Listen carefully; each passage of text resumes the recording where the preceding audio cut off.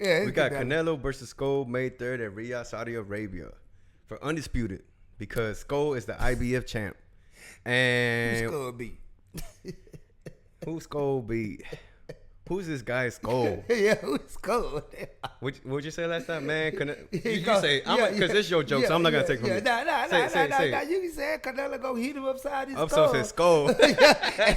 His skull gonna bounce off the canvas. That's what's gonna happen. That's what's going to happen, man. Yeah, you gonna hit him upside his skull, and his skull gonna bounce off the canvas. But he going to get a good payday. Yeah. You want a payday. So, hey, man, boxing's a hard road. You know what I'm saying? It's a hard sport, and he made it there. He made it. Yeah. So people could, he may be Scull and whatever, but you know what I mean. But hey, to get to that status, bro, hats off to him. Am I right? Well, I'm your skull. Nah, man. Good luck, Scull. Good luck, Be Scull, for person. real. Be person. I think you finna get hit upside the skull. But I think I might be wrong. But hey, man, because I said the same thing about Bivol, but Scull not Bivol. No, for sure. Yeah, I seen his last fight, and I was just like, yeah. But if it means that He gonna get beat up. That Canelo can get his undisputed crown back and then fight Crawford, because that's what That's coming what next. they doing. So That's why they made show. So be it. If that's gonna sound better for the fans, so be it, man. Sometimes they got to take fights they don't want to take, right? Yeah, because especially if he want his IBF built back. 'Cause that's one thing about the IBF. If you don't fight your mandatory, they don't care nothing about. Oh, they'd be quick to strip you, man. Undisputed, nah, they gonna strip you. And you know what? I want to, that's why I like the IBF. Some people may not like them, but that's what I like about them, because it seems like they don't really put up with a lot of BS. Either you're going to defend it or not, say what you got to say. Yep. Give me that belt. We're going to, And then that 10-pound rehydration clause. No weight bullying. Yeah. There's no way you can weight bully, because Yeah. you got to come in the ring the next morning and weigh in again. And you can't be in a game more than 10 pounds.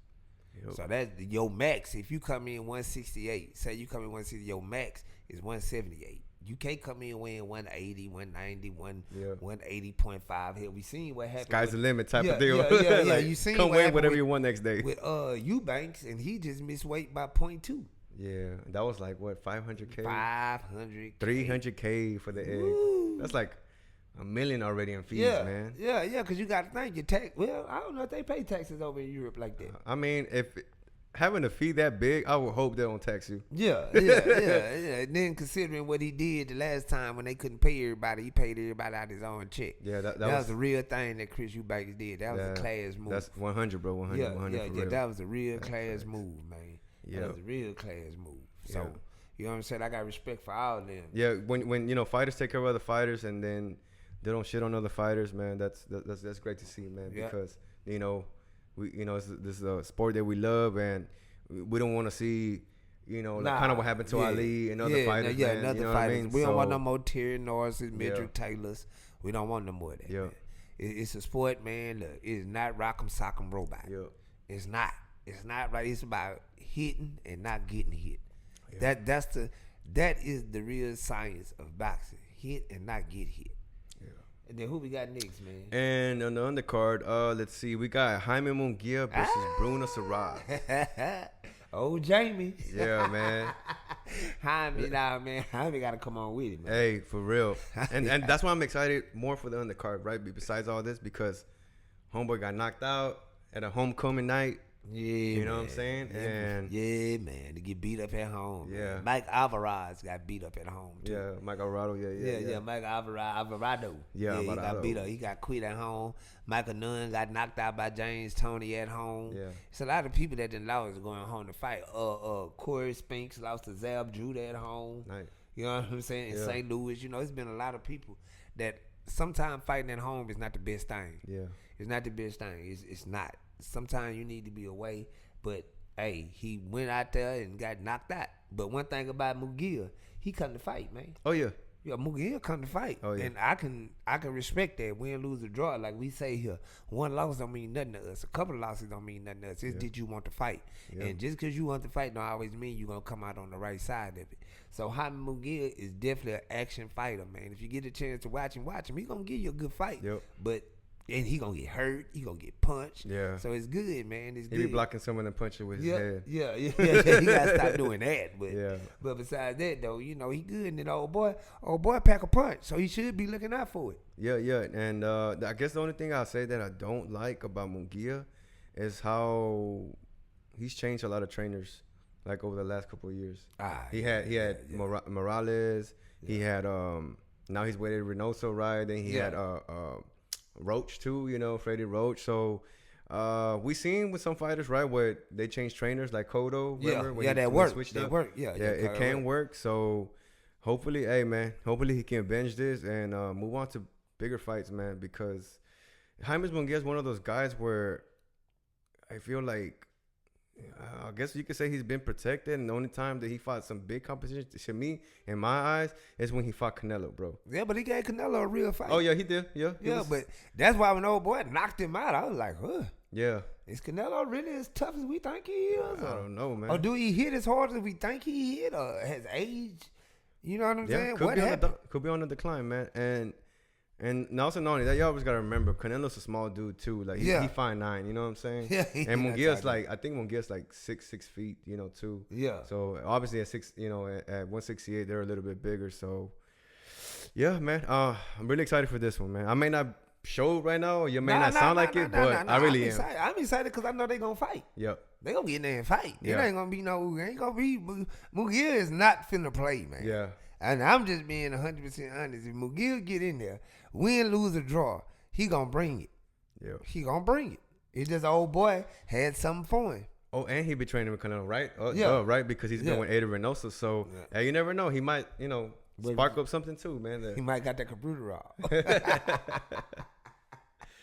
Stay away from that red meat, brother. All right, man. Well, let's go into a quick commercial real quick. All right, man. What's happening, y'all? We are Haymakers TV. I'm Zad. This is Aztec, man. Make sure y'all tune in, man. Tune in, watch, subscribe, leave a comment, go to Spotify, man. We the new dudes on the block, man. Haymaker TV. We bringing the business. We gonna keep it real. We gonna stay busy, and we doing it our way. The only way we know how to do it, the Southern way. Yes, so make sure y'all always tune in. We haven't got everything together yet because we work our work schedule, but we will surely drop an episode every week. Yeah. This is episode 4, Haymakers TV, man. Make sure y'all subscribe, like, listen, share it, all that there, man. Stuff, and go listen to Spotify. And we on YouTube too. And also, what else? Make sure to leave comments, guys. Right? Yeah. Leave comments, man. We read. Yeah, we be reading, we replying, man. So hey, we got our 9 to 5, but hey, we still do this boxing stuff too because we love this, man. And it's all love, baby. Yeah, Haymakers TV. Yes, sir. Now going back to the undercard. Yeah, what we got? Oh man, this one I'm excited about this one too, bro. Martin Bakole versus Efe Ajagba, man. I don't know if I'm saying that right. But still, that's that dude that beat up Big Baby, huh? Martin who? Ajagba or Bakole? Bakole. Big Baby. Did he? Yeah. Young Big Baby. Yeah, the young one. I don't know. That was undefeated. Oh, talking about baby Jared Anderson. Yeah. I was thinking about Big Baby Miller. Yeah. No, I'm talking about Jared Anderson. Jared. And that's the dude that put that's him. Feet and paws on him. Oh man, when I saw him punch, it reminded me of like I don't know. I may be wrong. Foreman. Yes, George Foreman. Yes. See. That's why we host, man. That's why we do this because when I drop something, you pick it up. Yeah, when I drop something, you pick it up. Yes, sir. So yeah, man. So that was a nasty fight too, man. Nasty. Yeah. He beat him down, and then I think the way you pronounce the other dude is Efe Ajagba. Yeah, Ajagba. Yeah, and if y'all don't know who Efe is the dude that he was standing in the ring, and the dude just got out the ring and walked out the ring. That was Efe Ajagba. You know what I'm saying? But he also got his ass whooped by Frank Sanchez. Yeah. So, yeah. 2 times. 2 times? Yeah. I thought it was only 1 time. I think they had a rematch. Oh, damn. Yeah. So Efe good, but he's not Deontay Wilder. They tried to make him out to be a Deontay Wilder. He don't hit as hard. He's not as aggressive as Deontay Wilder. And he can't take a punch like Wilder either, too. Nah. Yeah. Efe might be in trouble because I'm riding with Martin. Well, as long as I think if he uses some footwork and Stays What away footwork? from Bakole. Since he 8 feet tall, what footwork? Yeah, you're right. he a big old target to you. Yeah. Big old target. But he got to stay. I mean, Bakole he's that thud to his punches, man. Yeah. He's going to have to find a way. If he wants to win this fight, he has to stay away, man. Yeah, but I can't see him taking that many punches from Bakole like that. And, right, when Bakole fought Parker, right? Yeah, he was out of shape. He was always out of shape. He only had like 2 weeks to train. 2 weeks to train for that. So, he got more time to train now. So, yeah. After coming off that loss. Yeah. After coming off that loss. And, you know, Ajagba. I may be saying this wrong. I'm trying my best, guys, so I'm sorry. Yeah. He's coming out a fight-winning streak. His last fight was against Canelo. That was a banger too, bro. I was watching the highlights and I was like, "Oh crap!" You know what I'm saying? He got clocked in that fight too. He almost got stopped too. Yeah. So that's why I say, if he want to stay in this fight, he gonna have to find a way how to move around them punches, man. Martin is the truth, man. Martin hit hard, man. That boy hit Big Baby, man. Big Baby started crying. Yeah, man. That was brutal, man. That was brutal. Yes, that was. Yeah. He smashed Big Baby. Yeah, man. In 2 rounds, that was the work. Well, how many rounds he went? Like 3-4 rounds, huh? I don't know, but it was a beatdown. Him and Tim Zoo, boy, they took the worst beatings. The worst beatings, man. Yeah, and that took like a year or 2 away from their career. Man, yeah, had to. Somebody hitting you upside the head like that. Yeah. And then the thing about Big Baby, he didn't want to beat that no way. So it was easy probably with him. But Bakole is the truth. I'm riding with Bakole, me myself. Yeah, me too. Yeah, for sure. Because I'm F.A. ain't really never showed me nothing. He just a big, scary looking dude. Yeah. So and also for the people, you know, the fans, they're listening, man.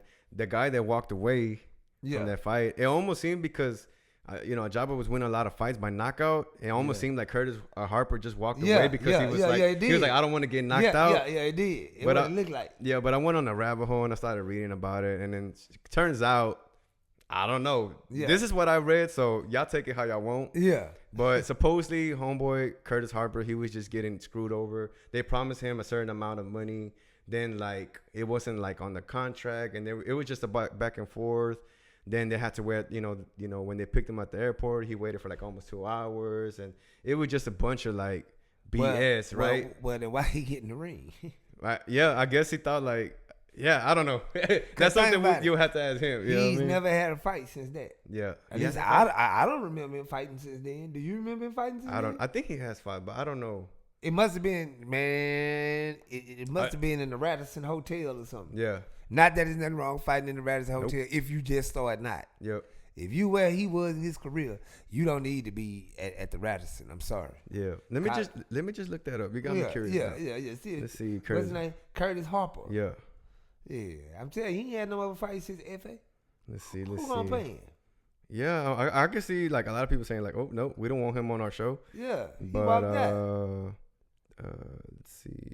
Actually, it's not what you do; it's how you do it. Yeah, no, actually, yeah, he's been staying active. So, but where he been fighting at? I don't know, but look, he took a lot of losses after that. Look, yeah, he has a lot of losses. I guess a familiar name that I do notice here, he lost to Richard Torres. He be on Top Rank fighting. Yeah. So yeah, I mean, he has been fighting, but pretty sure the career hasn't been the same ever since. So nah, man, that dude there, you can't walk out, man. Yeah. I had to fight, man. But I got Bakole. Who you got? I got Bakole too. That's what's up. Yeah. Who we got next? Okay, so next we got the champ Badou Jack versus Noel Mikaeljan, man. Say, man, look here, man. I rocks with Badou Jack, man. I've been rocking with Badou Jack since Mayweather, since he was TMT. TMT, yeah. Yeah, but he's old now. You know what I'm saying? He 41? 41 years old, yeah. Still with the champ, still giving the business. And wasn't he supposed to move up to bridgeweight? Bridgeweight, and that never happened. So the WBC put him as a champion recess because of that. And then Noel, he fought Makabu as well, right? Because technically the belt was vacated by them when he decided to move to bridgeweight. So then Noel, he beat Makabu for the cruiserweight, but due to the fact of having contract issues and all kinds of stuff, he got placed in recess as well now. Okay. So now this fight's kind of trying to see who's the really cruiserweight champion. Yeah, who's the real champ? So yeah, man, I'm excited for this because, like you said, Badou is our dude, man. And I got a little story. I'm gonna just share it with y'all real quick. So when I went to the Pacquiao fight versus Broner, I had just went to the weigh-in. Yeah. And then, you know, it was just me, my dad, and my brother. And we were like, hey, man, like, well, let's go out to the Vegas trip. Let's just walk. We staying at the MGM Hotel. I walk outside, and who do I see? Badou Jack. Badou our dude, bro. I see him, bro. And, you know, I'm like, I told my brother, like, hey, man, I think that's Badou, bro. Like, and then my brother, he's like shy too, so he's like, nah, man, well, you go ask him. I'm like, all right, cool, I'll go ask him, you know. He took a picture with both of us and stuff, man. Yeah, real cool. Dude. That day I was wearing like a Jesus piece and a Jesus cross, and then he was like, hey, man, I like your jewelry too. It's nice. So I was like, yeah, man, real cool dude, man. Yeah, that's dope. And he's been on some real good fights, man. Yeah, but he didn't got the short end of a lot of fights, because a lot of fights I feel like he won, he got a draw on. Yeah. Yeah, he didn't take the loss, but he didn't get the win either. Yeah, a lot of them I thought he won. Yeah, a lot of them I thought he won. At least 3 of them I thought. Yeah, out of some of the ones that you know they say he did or whatever, he won most of them, bro, for sure. Yeah, man. I rocked with Badou though. I've been rocking with Badou since early mid 2000s. Yeah, mid 2000s when he first joined Team Mayweather. I was watching him, man. He joined the TMT team, and I was watching him, man. I've been watching Badou for a minute. And Badou, another one that ain't never turned nothing down but his collar. Yep. And I respect that. Win, lose, or draw. He got in the fight. Yeah. Win, lose, or draw. And look. He has some real good names. Like, look, he beat Anthony Durrell. He got I remember the fight with James DeGale. Yep. That was a draw, right? Which I think I think he should have won. He should have won that fight, and that was a hell of a fight. Yeah, it was. You know which one? I remember watching the Adonis Stevenson fight. Yep. But I don't. And it says here it was a draw. But I really don't remember it. I really don't remember. Badou was putting hands and feet. You put it on him too? Yeah, because he was old too. Man. Yeah. Superman was old by that time. Yeah. He was old. He had lost his belt to Kovalev by then. Yeah, he was old. Yeah. He was old. But Adonis couldn't take punches that good neither. Yeah. Badou was whooping on him. Yeah. And then he fought Marcus Brown. That's the fight with the Bruno. Yeah. When he got the split. That split cut, nasty cut, man. Yeah, I can't lie. After that, I didn't really like Marcus Brown because he did the same thing to Verde, and I was just kind of like, it can't be coincidence that them headbutts, bro. And he lost both of them. Yeah. And then he also fought Jean Pascal, and Jean Pascal, every time he hit him, dropped him. Yeah. So, every time he hit him, Jean is the one who really exposed him. Yeah. As he can't take punches. Yeah.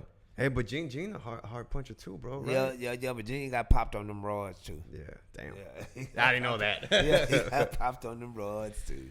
He got popped on them rods too. But I definitely got Badou. Yeah, me too. Badou our dude, man. And it's for the WBC Cruiserweight. It was supposed to be against Rozicki, but he was out because of an injury.